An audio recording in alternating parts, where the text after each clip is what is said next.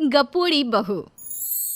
उमा जी की बहू पिंकी को गप्पे मारने की बहुत आदत थी। वो जब भी किसी के बारे में बातें करती तो बड़े बड़े गप्पे फेंका करती। आसपास के सब लोगों को पता था कि पिंकी बहुत बड़ी गपोड़ी बाज है।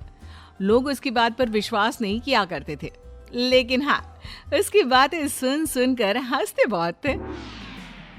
अरे बहू, पड़ोस वाली शर्मा जी है ना, उनकी बेटी का जन्मदिन है, तुम भी चली जाना।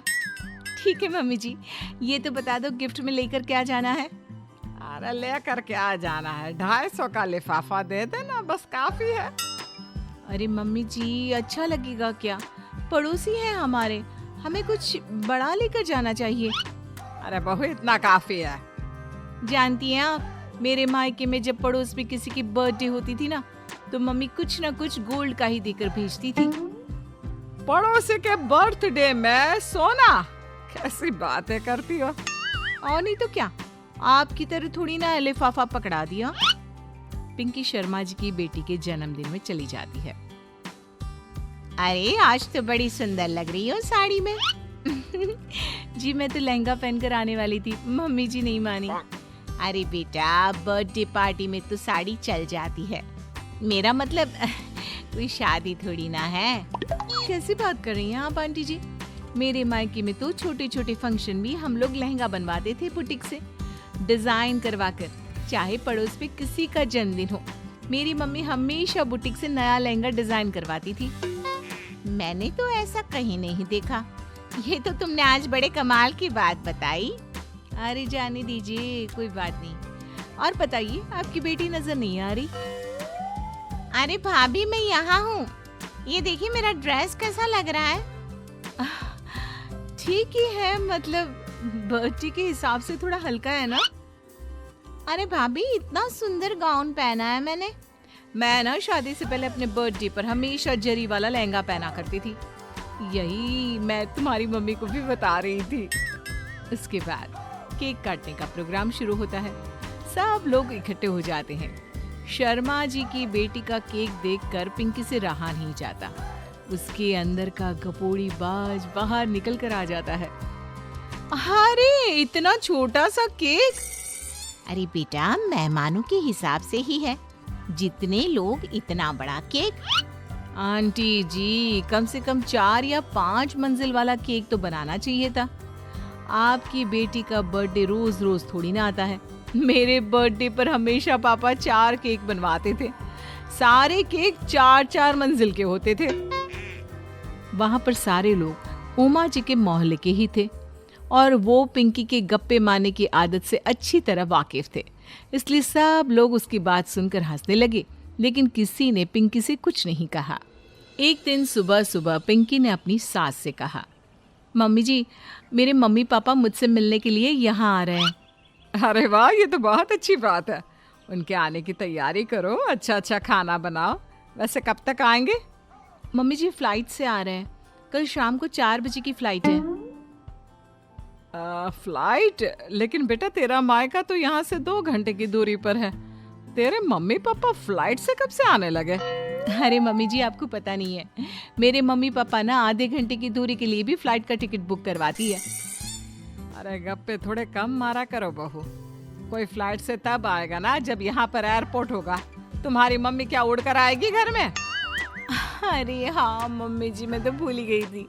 वो क्या ना, मेरे मम्मी पापा हमेशा फ्लाइट से ही ट्रैवल करते हैं, तो मेरे दिमाग से ही निकल गया था। अगले दिन पिंकी के मम्मी और पापा पिंकी से मिलने के लिए उसके घर आते हैं। आइए आइए जी, आपका बहुत बहुत स्वागत है। और समदन जी, हमारी बेटी की कोई शिकायत तो नहीं ना? ठीक से संभाल लिया है ना आपका घर? अरे मेरी बहू बहुत समझदार है, घर का काम बहुत अच्छे तरीके से करती है। बस थोड़ा ज्यादा बोलने की आदत है उसे, आपको परेशान करती होगी ना? बात तो आपकी सही है, उसकी थोड़ा ज्यादा नहीं बहुत ज्यादा बोलने की आदत है। लेकिन कोई बात नहीं, आपकी बेटी दिल की बहुत अच्छी है, बस थोड़ा बोलती ही तो ज्यादा है। पिंकी बेटा, इधर आओ, देखो तुम्हारे मम्मी पापा आए हैं। तुमने इनके लिए खाना तो बना लिया ना? वो क्या है ना मम्मी जी, आपसे एक बात कहनी थी। हाँ हाँ बोलो बहू, क्या बात है, डरने की कोई जरूरत नहीं।